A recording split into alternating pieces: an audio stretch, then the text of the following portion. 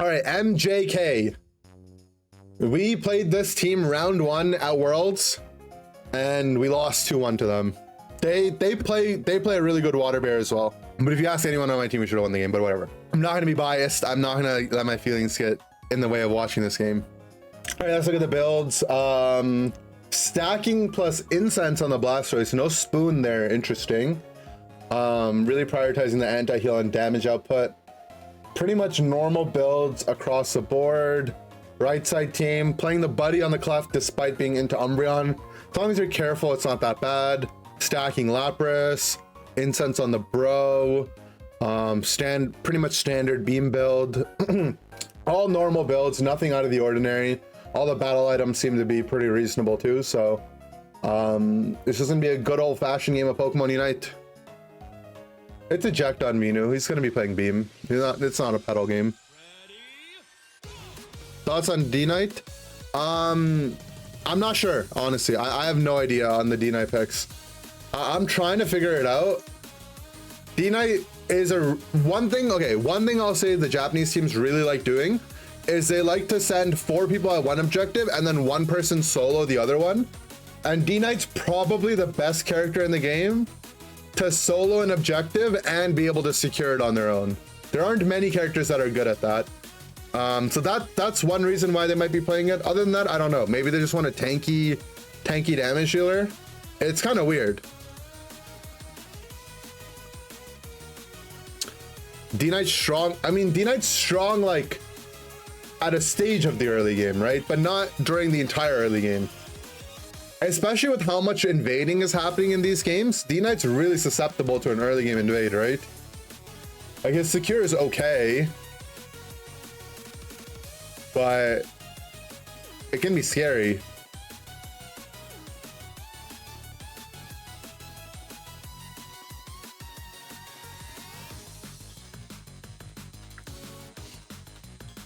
All right, so XP is looking pretty standard. There is a fight bringing on the top of the map. Water Bear is getting down low, but he's able to stay alive. Boosted Auto does take him down from the side of Venus, where he picks up a 2-piece right before he goes down. But that kill is really important. The reason why the kill is important is if that Water Bear somehow lived, he'd be able to pressure the enemy jungle and invade with his Mew or with anyone. But now this Venusaur gets a safe second rotation of jungle. This is really important. It can be kind of tough for Venusaur to get off the ground, but he's level 5. He's got his second jungle rotation. He's going to comfortably hit his Solar Beam this game, so no concern there. Water Bear is in the middle side of the map, looking to make some pressure. He's on top of the Venusaur. Veno looks for the beam, but he's just getting dove. I think we weren't able to get our Giga Drain off, or if we did, we died through it. Lapras somehow picking up a solo kill onto the War Turtle as well. It looks like they duked it out and Lapras came out ahead. But it is going to come at the cost of him dying to the Water Bear here. Trying to stall out some time. There's not going to be enough. Healers not use Rescue Head due to curse items. That's not really the reason. The curse items just aren't that effective at improving your healing output. The special attack items are basically the same generally, but they also buff your damage output and your shield ratios and anything else as well. And Rescued only improves your healing output, while special attack improves your healing output and self-healing as well. So they tend to be more higher priority.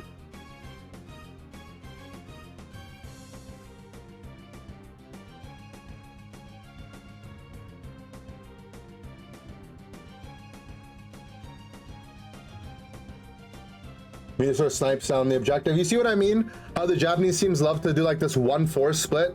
The Urshifu does the top objective on their own. No one can really contest that Urshifu. Then the Urshifu can walk into the jungle and secure all the farm that he wants. Obviously, Urshifu's a really good character at doing this. Dragonite's not that bad at doing it either. Because Dragonite's definitely really good on this like 1v1 side lane part of the map. Especially when it said, oh, it's a snipe shot Inteleon, right? First one that we've seen of the day. They try to go for the push, but Intel does end up rotating up.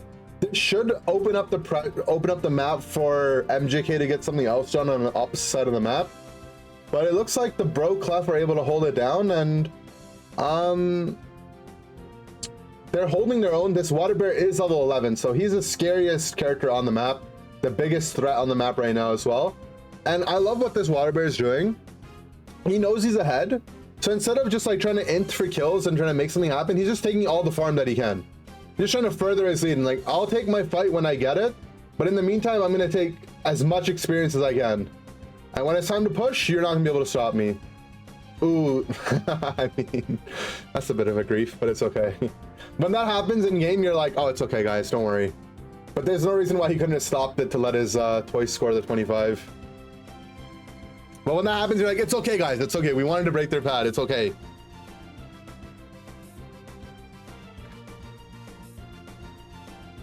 It's okay, guys, don't worry.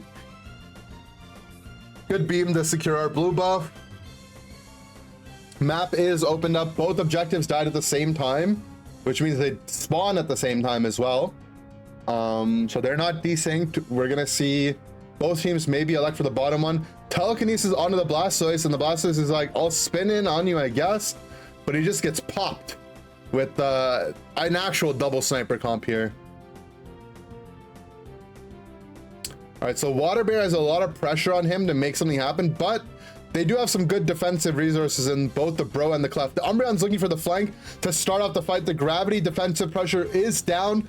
Slowbro goes for the beam on, or the slow beam onto the Urshifu with the Venusaur Unite on top of it, but it's not enough. The Blissey does have the counter engage. Huge Blastoise Unite coming outside of the MJK, taking down the Inteleon as well, and that's just enough space for them to take down this Registeel. My God. Beam a little bit too early. They're looking for the steal on the back of the Lapras, but it's just not enough. And it's going to be tough fighting this Water Bear in this open side of the map. Water Bear and Blastoise with your double ranged beams. Definitely, once your tier 1 pads start to go down, it's really hard to find positioning as the double snipers. I like the Umbreon going in. Umbreon's like, hey, I'm going to go in.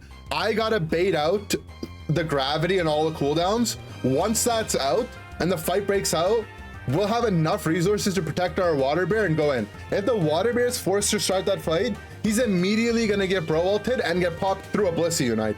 But the Umbreon goes in first, draws out the gravity, draws out the Moonlight, they wait a little bit, and then boom, they go in with the Water Bear right after. The Mews are just running this tournament.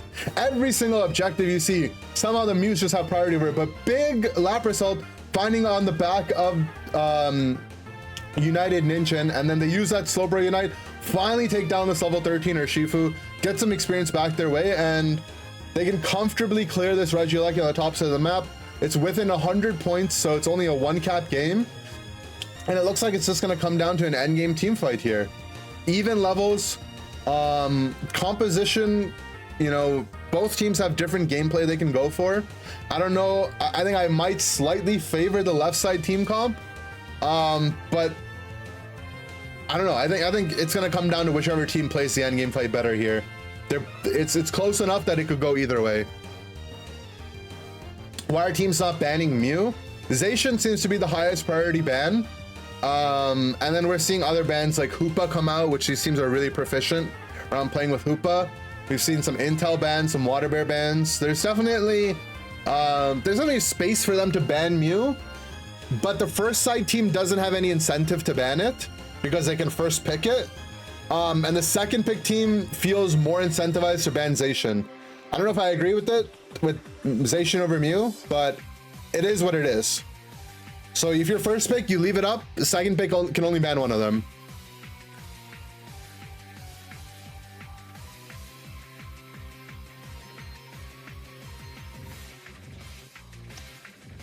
Blastoise ends up getting dinged a bit, but they do have some eggs to keep them alive.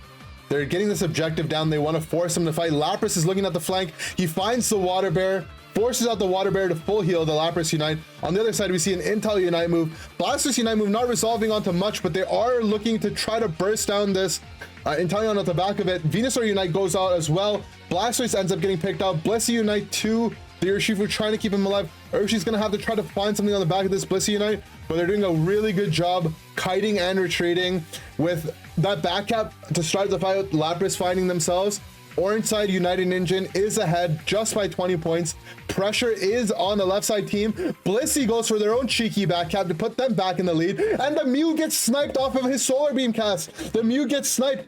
Right side team, United Ninjen can look at this objective. Urshifu has a really good flank spot. He's going to be able to find this. Venusaur ejects the Surging Strikes, gets the beam off, has a Clefable on top of his head. Lapras comes back with the Unite move as well. And the Urshifu gets sniped, but it's a 40-point game. Right side team still has to score, find a way to get this Rayquaza down. They're looking on both sides of the map. Teams are looking at a really good job to mount the defense here. If this Umbreon goes down, this Clefable 50 can go in, but the Blissey's coming to help stop the scores. Are they going to make it in time? It doesn't look like it. Lapras going to get the score, but Blast is getting a score on the other side of the map. The game's still within 40 points, favoring the left side team. They still need to get the score on the side of the Lapras, but the Mew's here to stop. 10 points, not going to be enough. 12 seconds left in the game. Blastoise is looking to cap, and I think this might be over. I don't see a way that they can score enough points, especially with that Blastoise getting the cap. My God, MJK takes the tournament, takes the game. Holy! They played that end game so well, but my God, it could have gone either way. Sheesh. What a game, though. Yo, these games are exciting, man. This is getting me hyped up to play some Pokemon Unite right now. Who's the Urshifu? I think the Urshifu might be Lucapo, right? Is it? Or no? I can't read the Japanese names, obviously. It is? Okay, yeah. I mean, he's looking good. These players are playing well. Like, all the players seem to be playing really well.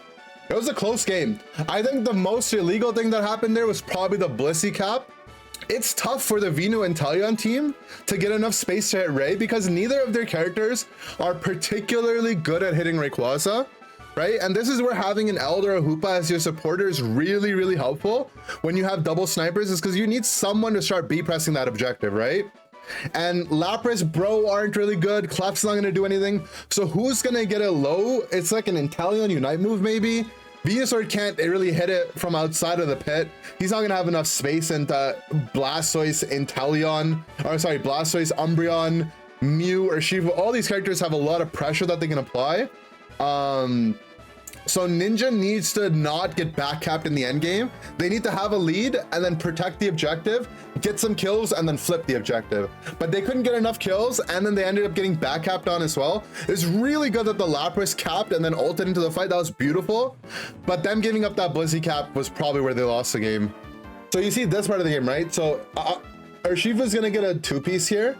Good for his XP lead, but because he doesn't survive, now he can't invade the enemy jungle, right? I think they're just gonna show it again. Oh no, this is the second time he comes up, but he comes up, gets another two-piece, or gets another kill. They get their caps on the back of it. I really like how aggressive he is here. Umbreon comes up as well to make some space. Nice try on the Egg Bomb steal. Yeah, I mean, it's just a well-played game from both sides. I really can't complain too much. There are some weird moments for sure, but stuff happens, you know? Stuff always happens. It's Pokemon Unite. Look at how long this Umbreon always lives for. He does end up dying there, but he had some moments too. Wait, the bottom overcap almost cost them the game too. Remember when the Blastoise, the Urshifu didn't stop for the Blastoise earlier, and they missed out on an extra 25 points? That it almost came down to that. What a game though, what a game.